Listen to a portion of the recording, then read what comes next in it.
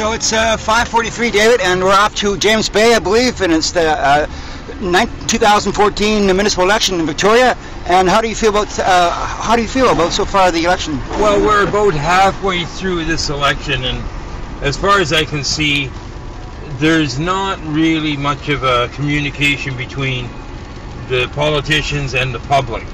It seems like the media is selling advertisement, but they're not communicating who the candidates are and what they stand for with any kind of enthusiasm or investigative reporting.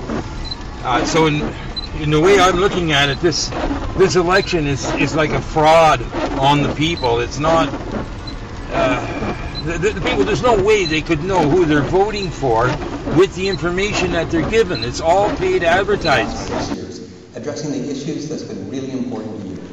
But the city has been mismanaged. 1 in 5 children, and a stunning 1 in 2 children and single mothers live in poverty in Victoria. I heard many of you say it's time for a change. And it's really hard to actually understand what the city's doing in any given issue. Who has the collaborative leadership skills that are necessary in the 21st century? Because we can't do anything alone.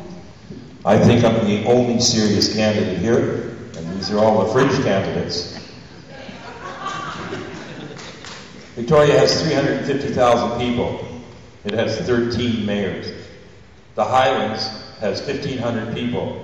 They have 1 councillor for every 260 people. Victoria has 1 councillor for every 14,000 people. I want to say that this government is the divided government. The divided house falls, and this house will fall. We are not prepared for the future. The future which is coming is not very pretty when you look at it. We have a lot of really serious concerns. We need food. You don't need money. Stop doing what you're doing. Thank you. Thank you, David.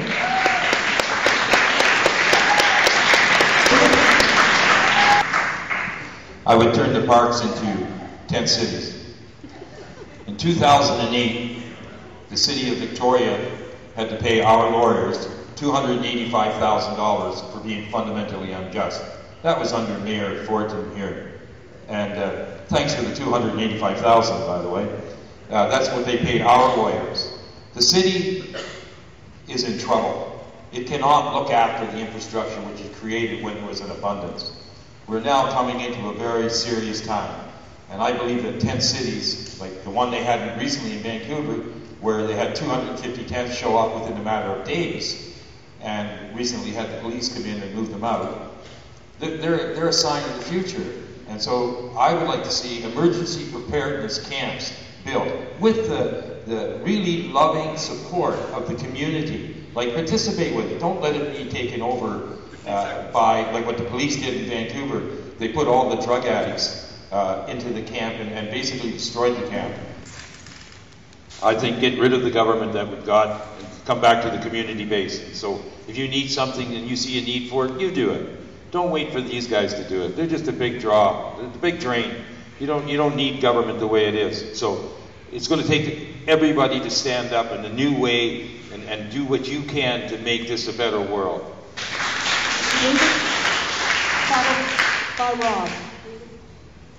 I live in one world. I don't see a separation. I went to the meeting in Oak Bay the other day, and I want to tell you that Oak Bay was concerned with Oak Bay. Yeah. They like their freedom. They don't want anything to do with Victoria. Machosen doesn't want anything to do with Souk. They don't want the debt. Every place wants to be separate. We're all here together. It's only when we work together are we going to have a clear way. This is a funny one. They've got sewage up to here, and they're asking me not to make waves.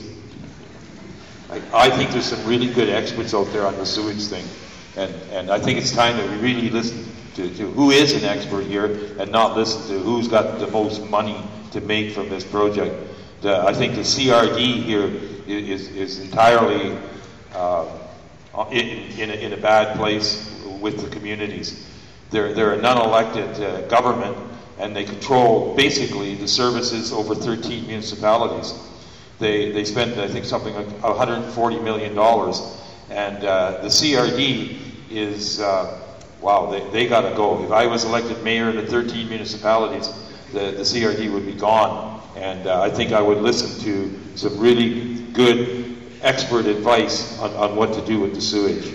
But basically, I believe in human manure. Thank you. This is actually quite a lot of fun. I'm running in 13 municipalities, and if elected mayor, my first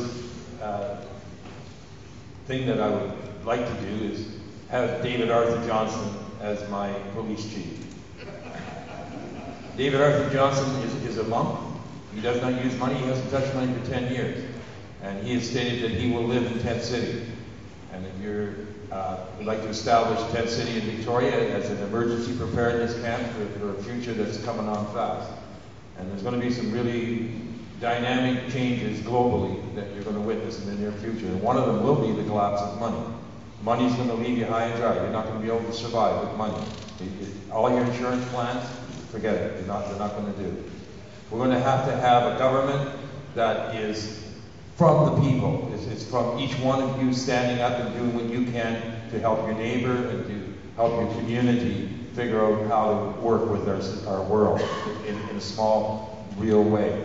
This government, I challenge the 185 candidates that are running as candidates in the 13 municipalities to come together in a room, in an auditorium, and figure out who has the brains on, who knows what direction we can move in the different areas and the different issues. But why aren't we coming together? Why has this become like, you're going to put a council together here, you're going to take 8 people from this council, so 30 candidates, and stick them in a room, some of them have never been together, and they're going to make a decision? It's not real. It's not going to happen. They're not going to be able to do it. All they are is a money drain. $250 million for these guys? You got to be kidding. Like, turn it into shovels. Give them all a shovel and send them back out into the garden. Start dealing with the world in a real way. And we need food, we need shelter, we need clothing, and we need community. And I'm saying, so let's, I'm on Facebook.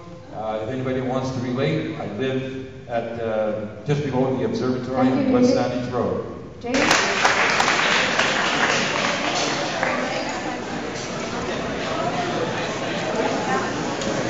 So close out, please. Well, it is, we'll see what happens. Big